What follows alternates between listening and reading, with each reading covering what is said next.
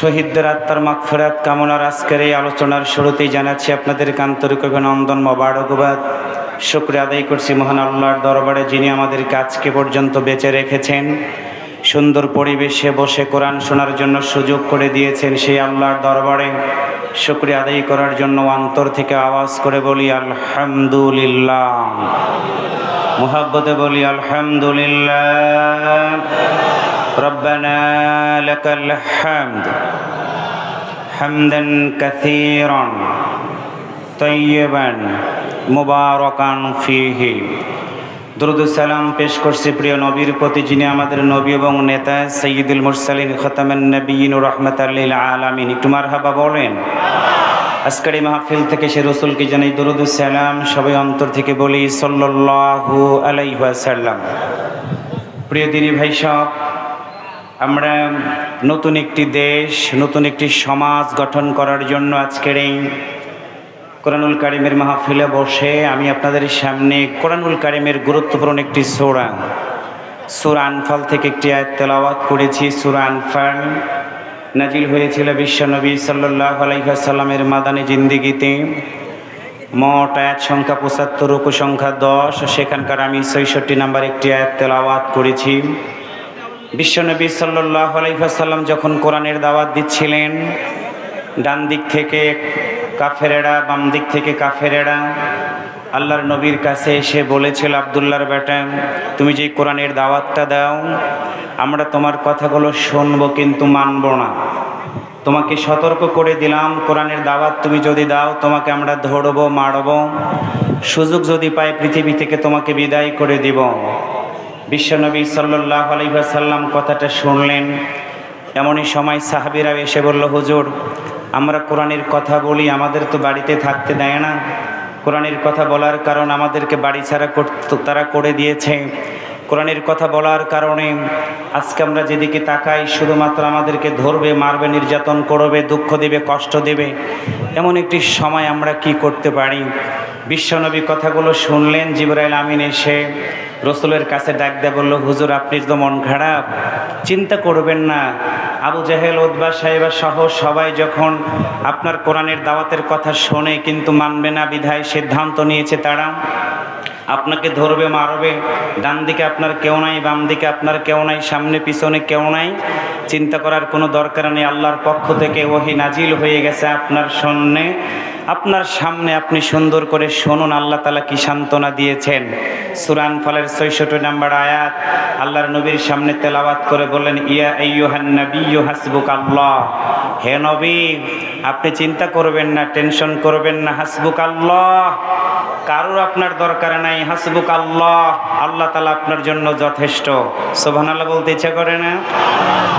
আল্লাহ তাআলা পরের শব্দটা যোগ করে বলেন, হুজুর, জিবরাইল আমিন বলেন, হুজুর, আপনি আরও চিন্তা করবেন না। কারণটা হলো আপনার জন্য আল্লাহ তাআলা যেমন যথেষ্ট, ওয়ামান ইত্তাবাকা মিনাল মুমিনিন, যেই সকল মুমিনরা আল্লাহর কাছে সাহায্য কামনা করবে, মুমিন বলে পরিচয় দিবে, ওই সকল মুমিনদের জন্য আমার আল্লাহ তাআলা যথেষ্ট। আওয়াজ করে বলুন তো, যে আল্লাহ বিশ্বনবীকে বলেছিলেন আমি আপনার জন্য যথেষ্ট। ওয়ামান ইত্তাবাকা মিনাল মুমিনিন, আপনার যারা ইত্তিবা করবে, আনুগত্য করবে, আমি আল্লাহ তাদের জন্য যথেষ্ট। অন্তর থেকে আওয়াজ করে বলুন তো, সেই আল্লাহ কি আছে না নাই? আওয়াজ করে বলুন, আছে না নাই? আজকের এই মাহফিল এটাই প্রমাণ করে। অল্প কিছু সময়ের ব্যবধানে আজকে বাংলাদেশ সহ গোটা পৃথিবীর ইহুদিরা যখন এক, খ্রিস্টানেরা যখন এক, নামদারি মুসলমানেরা ইসলামটাকে পৃথিবী থেকে বিদায়ী করার ষড়যন্ত্র করছিল, যখন নামদারি মুসলমানেরা যাদের নামের আগে মোহাম্মদ শব্দটা থাকার পরেও ইসলাম নামক শব্দটা তারা বাদ দেওয়ার ষড়যন্ত্র করেছিল, আল্লাহর এই জমিনে কোরআনের বিধান প্রতিষ্ঠিত হোক এটা যারা চায় নাই, মানুষের অধিকারগুলোকে ক্ষুণ্ণ করে নিয়েছিল, ধরাকে সরা করেছিল, মানব রচিত আইন দিয়ে তারা এই সমাজটাকে পরিচালনা করার মধ্য দিয়ে সন্ত্রাস, জঙ্গিবাদ, মাদক, দুর্নীতি, টিজিং সহ সকল প্রকার দুর্নীতিতে যখন গোটা বাংলাদেশে নিমজ্জিত ছিল, এমনই সময় বাংলাদেশের দামাল ছেলেরা ঘরে বসে থাকতে পারলো না।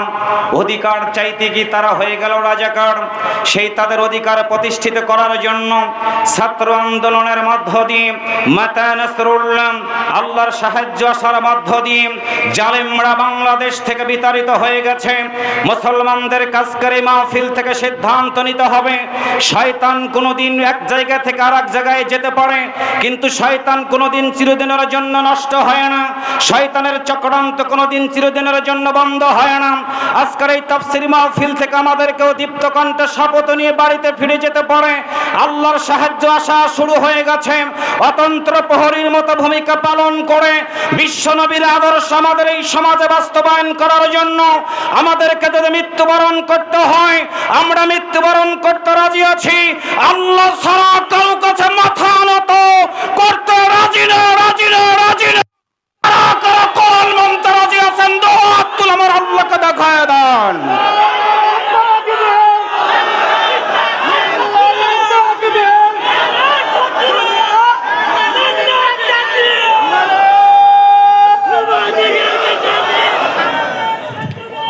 প্রিয় দিনী ভাই সব, আজকে একটা আয়াতের উপর আপনাদের সামনে সান্ত্বনা বাণী আমরা আল্লাহর কাছ থেকে পেয়ে গেছি। সেটা হলো আমাদের জন্য একই সান্ত্বনা, ইয়া আইয়ুহান নাবিয়্যু হাসবুকাল্লাহ। আল্লাহ যদি বলেন নবী তোমার কারোর দরকার নাই, আমি আল্লাহ তাআলা যথেষ্ট। আওয়াজ করে বলুন তো আমাদেরও কারোর দরকার নাই, আমাদের সেই আল্লাহর দরকার যে আল্লাহ আমাদেরকে সৃষ্টি করেছেন।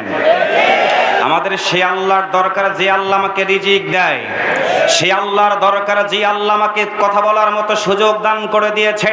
সুতরাং আজকের এই মাহফিল থেকে আমরা শপথ নিয়ে বাড়িতে ফিরে যাব, আগামী দিন হবে ইসলামের বাংলাদেশ, আগামী দিন হবে ইসলামী আন্দোলনের বাংলাদেশ, আগামী দিন হবে আল্লাহর কোরআন দিয়ে পরিচালিত বাংলাদেশ।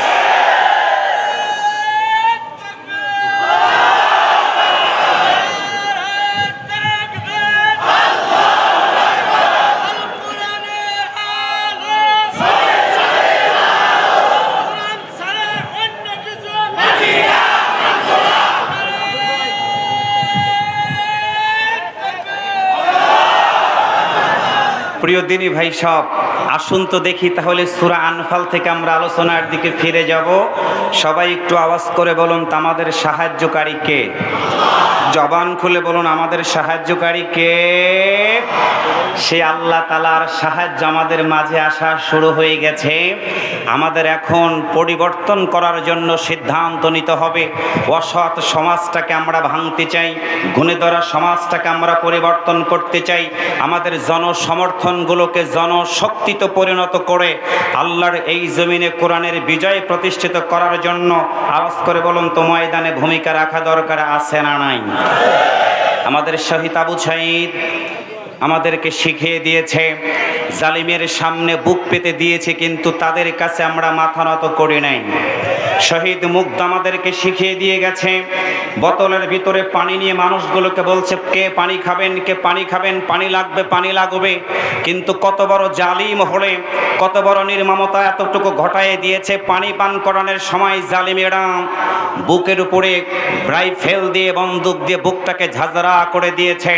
আশ্রয় গ্রহণ করার জন্য, মসজিদের ভিতরে আত্মরক্ষা করার জন্য ঢোকার পরেও যেই জালিমরা তাদের বুকে ব্রাশ ফায়ার করেছে, আওয়াজ করে বলুন তো এই দেশের মানুষ তাদের শাস্তি দেখার অপেক্ষায় আছে? কথা বলেন। প্রিয় দিনী ভাই সব, কলিজাটা ফেটে যায় যখন আমরা পেপারের দিকে তাকাই। গত 2 দিন হলো ফেসবুক সহ ইউটিউব সহ একটি সংবাদ আমাদেরকে কষ্ট দিচ্ছে, সেটা হলো ঢাকার প্রাণকেন্দ্র আশুলিয়াতে আমরা দেখলাম পুলিশের কিছু ভাইয়েরা আমাদের ভাইদেরকে তারা গুলি করে হত্যা করেছে, শহীদ করেছে। এরপরে ভ্যানের উপরে, কলিজাটা ফেটে যায় আমাদের, ভ্যানের উপরে একজন ভাইকে আর একজন ভাইয়ের উপরে উঠায় ভ্যানের উপরে তারা গাদি করে মাল বোঝাই করার মতো আমাদের ভাইদের লাশগুলোকে তারা বোঝাই করেছে। শেষ খবর পাওয়া পর্যন্ত যেটা সাংবাদিকেরা বলেছে, সেই ভ্যানের উপরে উঠায় তারা ভ্যানের নিচে আগুন ধরে দিয়ে আমাদের প্রিয় ভাইদের লাশগুলোকে তারা জ্বালিয়ে পুড়িয়ে ছারখার করে দিয়েছে। ওই সকল ভাইদের রক্ত কখনো বৃথা যেতে পারে না। 3 বছরের বাচ্চা মায়ের কোলে বিছানা থেকে দাঁড়িয়ে মাকে বলছে, মা আমি একটু বাইরে যেতে চাই।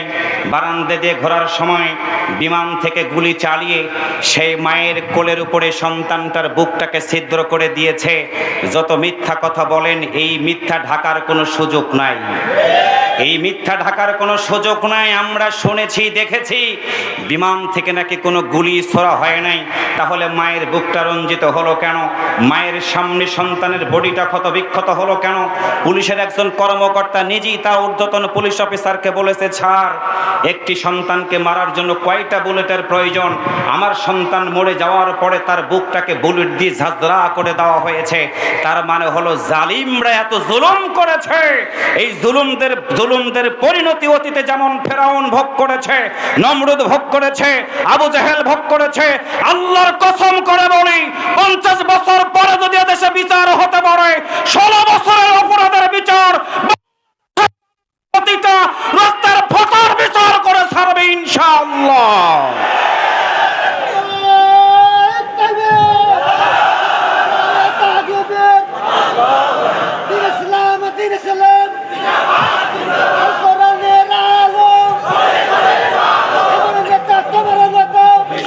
আসুন আমরা সেই সকল শহীদ ভাইদের রোহের মাগফিরাত কামনা করছি। আল্লাহ আমার ভাইদেরকে শহীদ হিসেবে কবুল করুক। একসাথে বলি আমিন, আর একটু জোরে বলি আমিন। যে সকল ভাইরা অসুস্থ হয়ে হসপিটালের বেডে মৃত্যু যন্ত্রণায় ছটফট করছে, আল্লাহ তাআলা আমার এই ভাইগুলোকে আল্লাহ তাআলা সুস্থতা দান করুক। সবাই একটু আরেকবার আওয়াজ করে বলি আমিন।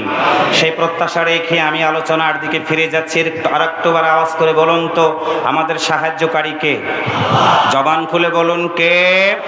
কথাটা বলেছেন কে? কোন সূরা? আনফাল। কোন সূরা? কত নম্বর আয়াত?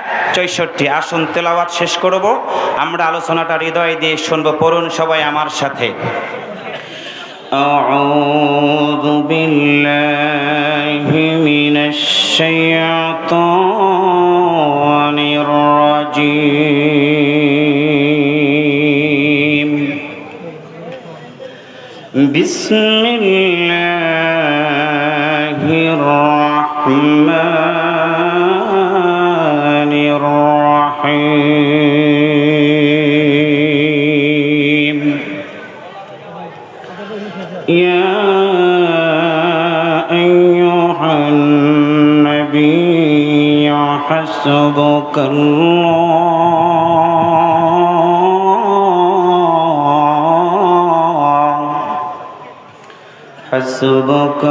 হাসবুকাল্লাহু ওয়া মান ইত্তাবা'আকা মিনাল মুমিনিন। আরেকটু আওয়াজ করে বলুন আল্লাহু আকবার। সম্মানিত প্রিয় ভাইরা, বিশ্বনবী সাল্লাল্লাহু আলাইহি ওয়াসাল্লামের মাদানী জিন্দেগিতে সূরাটি নাজিল হয়। বুঝবেন ভালো করে হৃদয় দিয়ে। আল্লাহর নবী 40 বছর পর্যন্ত সমাজ পরিবর্তন করার চেষ্টা করেছেন, 100% সফল হয় নাই। 40 বছর বয়সে বিশ্বনবীর উপর আমার আল্লাহ কোরআন নাজিল করে দিলেন। প্রথম নামাজের আয়াত নাজিল হলো না, রোজার আয়াত নাজিল হলো না, প্রথম আয়াত নাজিল হয়ে গেল ইকরা বিসমি রাব্বিকাল্লাযী খালাক। বন্ধুরে পড়ো তোমার প্রভুর নামে, যে প্রভু তোমাকে সৃষ্টি করেছেন। আমার সামনে যারা বসা বিভিন্ন গোত্রের মানুষ, বিভিন্ন শ্রেণীর মানুষ আমরা এখানে এসেছি, বসেছি, অন্তর খুলে আওয়াজ দিয়ে বলুন তো আমাদের সৃষ্টিকর্তা কে? একসাথে বলেন কে? রাসূল বললেন আল্লাহ। সৃষ্টি করেছেন আপনি, বলুন তো রিজিকের ব্যবস্থাটা কে করে দিবে? আমার আল্লাহ সুন্দর করে ডাক দিয়ে বলেন, বন্ধুরে চিন্তা করবা না তুমি, সৃষ্টি করেছি আমি আল্লাহ, রিজিকের ব্যবস্থাটাও আমি আল্লাহ নিজে করে দিব। আল্লাহ বলেন, الذي جعل لكم الأرض فراشا والسماء بناء وأنزل من السماء ماء فأخرج به من الثمرات رزقا لكم فلا تجعلوا لله أندادا وأنتم تعلمون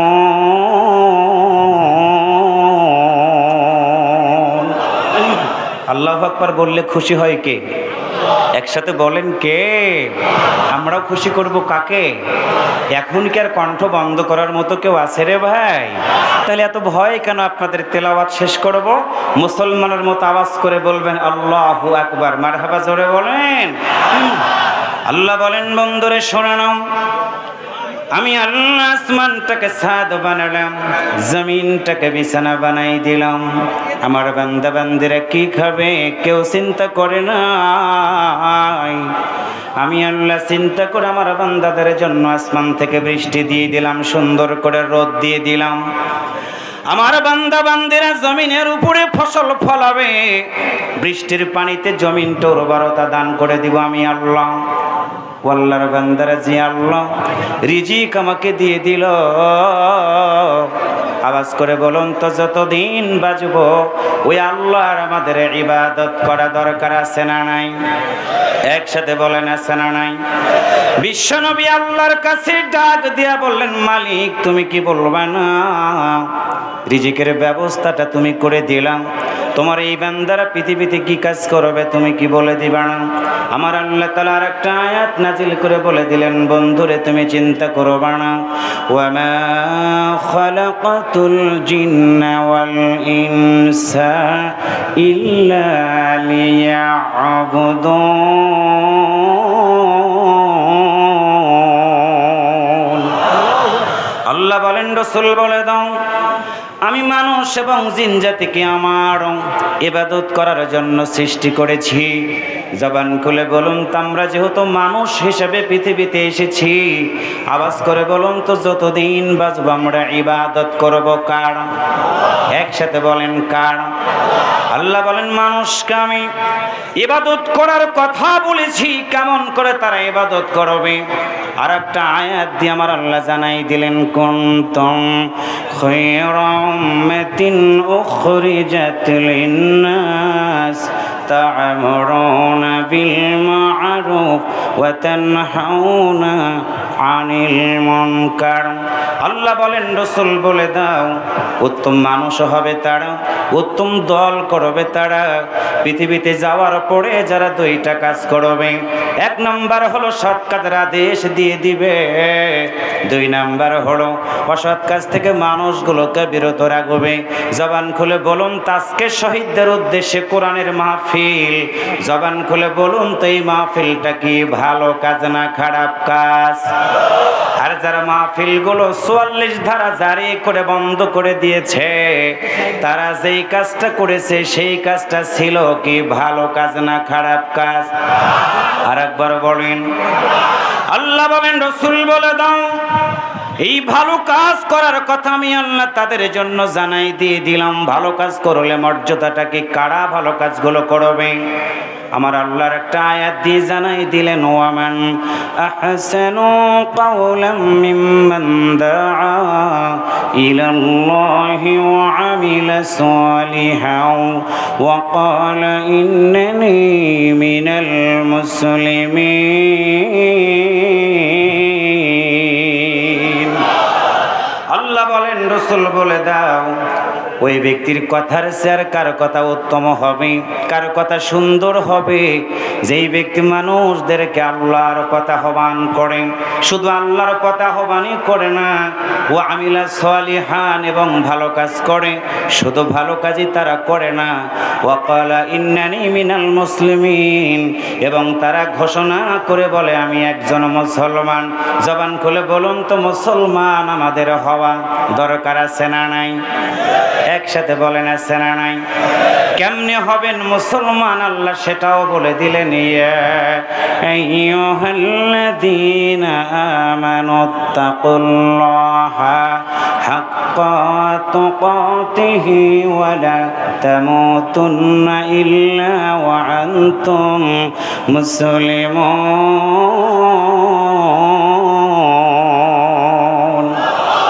আল্লাহ বলেন, রাসূল বলে দাও, মানুষ ছিলা, কোরআন মানার কারণে আমি আল্লাহ ইমানদার বানিয়ে দিয়ে দিলাম। ইমানদার হয়ে গেছে তোমরা, আমি আল্লাহ তোমাদেরকে জানাই দিলাম ইত্তাকুল্লাহ, পৃথিবীর কাউকে ভয় করা যাবে না। ইত্তাকুল্লাহ, ইমানদাররা ভয় করবে একমাত্র আল্লাহকে। আওয়াজ করে বলুন তো, আমরা যতদিন বাঁচব আমরাও ভয় করব কাকে? একসাথে বলেন, কাকে? আল্লাহকে যদি ভয় করা যায় ঘুষ খাওয়ার কোনো সুযোগ নাই। আল্লাহকে যদি ভয় করা যায় আমার প্রিয় ভাইয়েরা, সুদ খাওয়ার কোনো সুযোগ নাই। আল্লাহকে যারা ভয় করবে দিনের কাজ রাতেও করার কোনো সুযোগ নাই। একটু কথা বলেন ঠিক কিনা? আল্লাহ বলেন, বন্ধুরে তুমি শুনে নাও, শুনে নাও, ইমানদারেরা যখন আমি আল্লাহকে ভয় করবে, আমি আল্লাহ বললাম তাদের উপরে বালা মুসিবত চতুর্দিকে চলে আসবে। আল্লাহ সেটাও বলে দিলেন, ওয়ালানাবলুওয়ান্নাকুম বিশাইইম মিনাল খাউফি ওয়াল জু'i ওয়া নাকসিম মিনাল আমওয়ালি ওয়াল আনফুসি ওয়াত থামারাত والأنفس والثمرات وبشر الصابرين।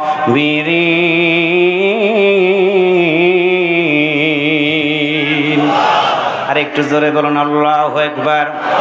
আল্লাহ বলেন, পরীক্ষা করব আমি আমার বান্দাদেরকে, পরীক্ষা করব আমি আল্লাহ আমার বান্দাদেরকে। ওই পরীক্ষার মধ্যে পড়ে গিয়েছিলেন আল্লামা দেলোয়ার হোসেন সাইদি, কথা বলেন ঠিক কিনা? ওই পরীক্ষার মধ্যে পড়ে গিয়েছিলেন শহীদ মাওলানা মতিউর রহমান নিজামী। ওই পরীক্ষার মধ্যে পড়ে গিয়েছিলেন আলী হাসান মোহাম্মদ মুজাহিদ। আল্লাহর বান্দারা পরীক্ষার মধ্যে পড়ে গিয়েছিলেন, তারা ফাঁসির দড়ি গলায় নিয়েছে, কিন্তু জালিমদের কাছে কখনো মাথা নত করে প্রাণ ভিক্ষা চায় নাই। তার মানে হলো ইমানদাররা মরে যাবে, ইমান বিক্রি করে জালিমের কাছে মাথা নত করবে না। একসাথে বলুন তো, যেই সকল ইমানদারেরা পরীক্ষার মধ্যে পড়ে যাওয়ার পরেও আল্লাহ ছাড়া কারো কাছে মাথা নত করে নাই, ওই সকল ইমানদারদের সাথে আমাদের একসাথে তাদের আদর্শগুলো বাস্তবায়ন করা কি আমাদের দরকার আছে না নাই? আরো জোরে বলেন, আছে না নাই? আমরা মরতে যেহেতু শিখেছি আমরা মরব, রক্ত দিতে শিখেছি আমরা রক্ত দিব, জীবন দিতে শিখেছি আমরা জীবন দিব, কিন্তু আল্লাহ ছাড়া কারো কাছে মাথা নত করব না, করব না, করব না। কারা কারা আল্লাহকে মানতে রাজি আছেন? হাত তুলে আমার আল্লাহকে দেখায় দেন।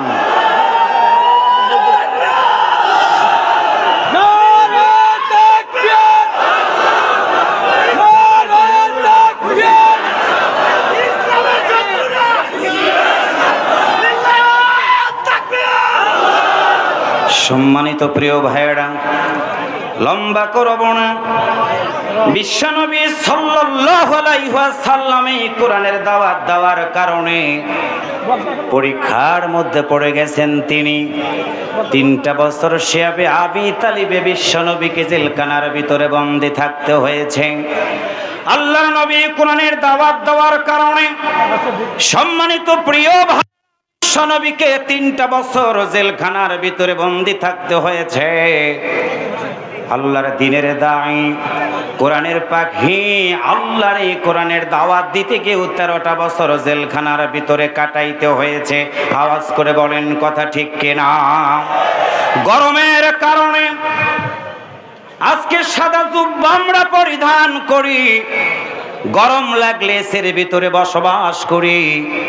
কোরআনের পাখি যেই মানুষটা মুস্কি হাসি দিয়ে জাতিকে সালাম দিলেন, হাতটা ঠিকই থাকলো, কিন্তু এই মানুষটাকে আমরা আর ফিরে পেলাম না। জালিমরা এত বড় একজন মহান মানুষকে মারতে যারা দ্বিধা করে নাই, আর যাই হোক তাদের নামের আগে মোহাম্মদ থাকতে পারে, বাস্তব দিক থেকে মুসলমান আছে কিনা আমার সন্দেহ হয়। কথা বলেন ঠিক কিনা? সম্মানিত দিনী ভাই সব, বিশ্বনবী কোরআনের দাওয়াত দিলেন। আল্লাহর নবীকে ডান দিক থেকে বলা হলো, তোমার সাথে আমরা কেউ নাই, কেউ নাই। আল্লাহ আয়াত নাজিল করে বললেন, হাসবুকাল্লাহ, বন্ধুরা আমি তোমার সাথে আছি। ওয়ামান ইত্তাবাকা মিনাল মুমিনিন, বন্ধুরে তোমার যারা ইত্তিবা করবে আমি আল্লাহ কথা দিলাম তাদের জন্য যথেষ্ট। আল্লাহর নবী কোরআনের দাওয়াত দেওয়া শুরু করে দিলেন। বিশ্বনবীর একজন জলিলুল কদর সাহাবী আবু যর গিফারি রাদিয়াল্লাহু তাআলা আনহু, নাম হলো তার আবু যর। গিফার বংশের মানুষ হওয়ার কারণে তাকে গিফারি বলা হয়। বাইতুল্লাহর ভিতরে আবু জেহেল আছে, উদবা আছে, সাইবা আছে। সবাই মিলে যখন তারা হই হুল্লোড় করতেছিল, এমন সময় আল্লাহর নবীর সাহাবী আবু যর যুবক মানুষ বাইতুল্লাহর ভিতরে গিয়ে সুন্দর করে কোরআন তেলাওয়াত শুরু করে দিয়েছেন। একটু আল্লাহু আকবার বলেন, আর একটু আওয়াজ করে বলুন। আবু যর গিফারি কোরআন তেলাওয়াত করা শুরু করে দিয়েছেন। এমন সময় আবু জেহেল ডাক দিয়া বলল, কে বাইতুল্লাহর ভিতরে কোরআন তেলাওয়াত করে? উতবা এসে বলল, নেতা, বাইতুল্লাহর ভিতরে কে কোরআন তেলাওয়াত করে জানি না, তবে এত বড় সাহস কি করে হলো? আপনি অনুমতি দেন, আমরা তাকে মেরে রক্তাক্ত করে দিব। কোরআন বিরোধী আবু জাহেল বলল, ঠিক আছে, মারো তোমরা। সম্মানিত সিরাজগঞ্জবাসী, আবু যর গিফারি আল্লাহর কোরআন তেলাওয়াত করার কারণে নেতৃত্বে এসে তাকে এমন মারা শুরু করে দিল তারা। আবু যর গিফারির মুখটা ফেটে গেল, হাত পা গুলো ফেটে গেল, রক্তগুলো যেমন গড়িয়ে গড়িয়ে পড়তে থাকলো। এমন সময় একজন যুবক দৌড়ে এসে বলে, কাকে মারো? আমি দেখি তো তোমরা কাকে মারো।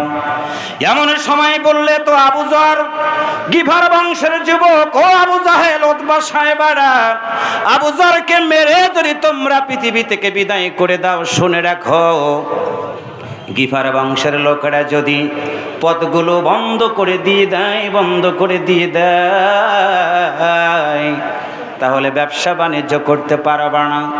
সঙ্গে সঙ্গে তাকে মারা বন্ধ করে দিল। আবু যর সেখান থেকে বের হয়ে রক্তমাখা শরীর নিয়ে আল্লাহর নবীর সামনে দাঁড়ায়া গেল। আল্লাহর নবীর সামনে আবু যর দাঁড়ায়া গেল। আল্লাহর নবী আবু যরকে দেখে বলেন, আবু যর, বলো কি হয়েছে তোমার? এত সুন্দর চেহারা তোমার রক্তাক্ত কেমন করে হয়ে গেল? সঙ্গে সঙ্গে আবু যর গিফারি রাদিয়াল্লাহু তাআলা আনহু দুইটা চোখের পানি ছেড়ে দিয়া নবীর দিকে তাকাইয়া বলল, ইয়া রাসূলুল্লাহ সাল্লাল্লাহু আলাইহি ওয়াসাল্লাম, অপরাধ আমার কোনো কিছু না, কোনো কিছু না। বাইতুল্লাহর ভিতরে আমি আবু যর যখন কোরআন তেলাওয়াত করতেছিলাম, আবু জাহেলের দলের লোকেরা আমার মতো আবু যরকে এরকম পিটায়া পিটায়া রক্তাক্ত করে দিয়েছে। আল্লাহ রাসূল বলেন, আবু যর, বলো তুমি আমার কাছে কি চাও? আল্লাহর নবীর দিকে তাকায়া আবু যর বলল, ইয়া রাসূলুল্লাহ,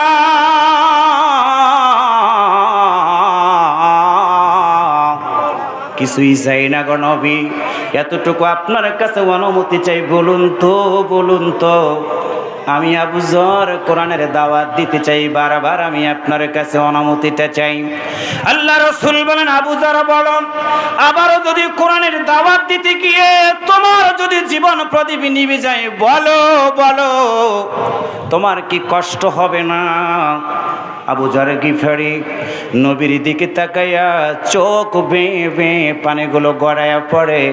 বিশ্ব নবীর দিকে তাকাইয়া বলে, ইয়া রাসূলুল্লাহ সাল্লাল্লাহু আলাইহি ওয়াসাল্লাম, হুজুর, আপনার কথা শুনতে গিয়ে আল্লাহর জমিনে কোরআনের দাওয়াত দিতে গিয়ে আমার যদি জীবন চলে যায়, আমার কোনো দুঃখ থাকবে না। কারণ হলো, আপনি তো আমাদেরকে জানিয়ে দিয়েছেন, ইয়া আইয়ুহান নাবিয়্যু হাসবুকাল্লাহ ওয়া মান ইত্তাবাআকা মিনাল মুমিনিন।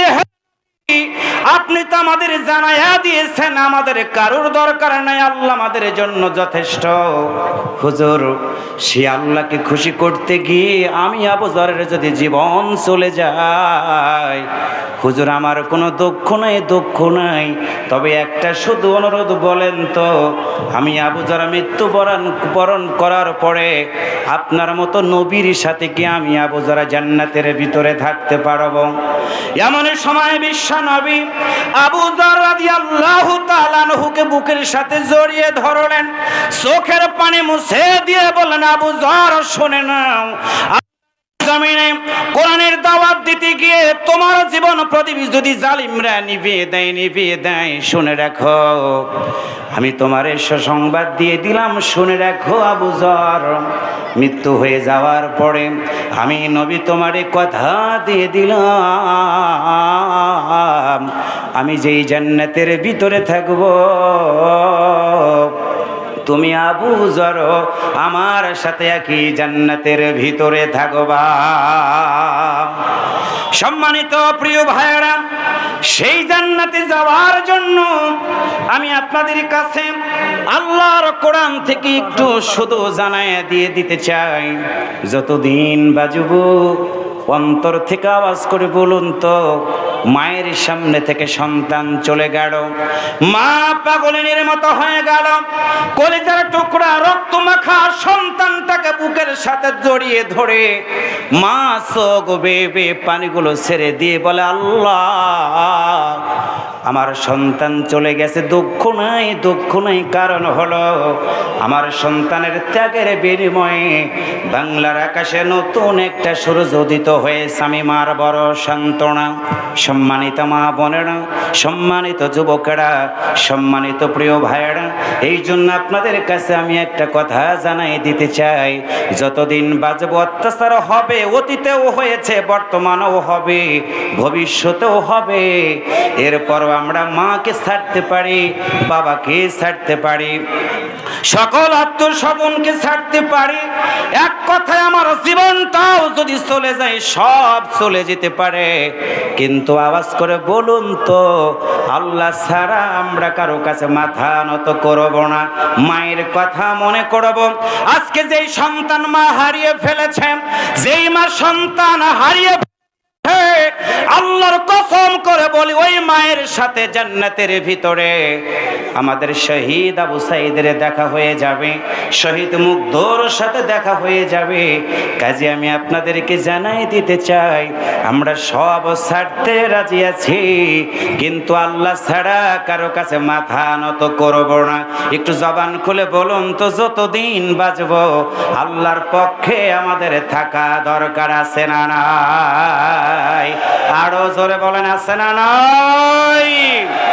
প্রিয় দিনী ভাই সব, আমি আপনাদের কাছে একটা প্রশ্ন রাখতে চাই, বলুন তো, আমরা শহীদদের রোহের মাগফিরাতের জন্য এরকম একটা সুন্দর মাহফিল আমরা আগামী দিনে করব, এইটা আপনারা কি আমাদের সাথে আছেন? একসাথে বলেন, সাথে আছেন? কারা কারা সাথে আছেন দুই হাত তুলে তোমার আল্লাহকে দেখায় দেন।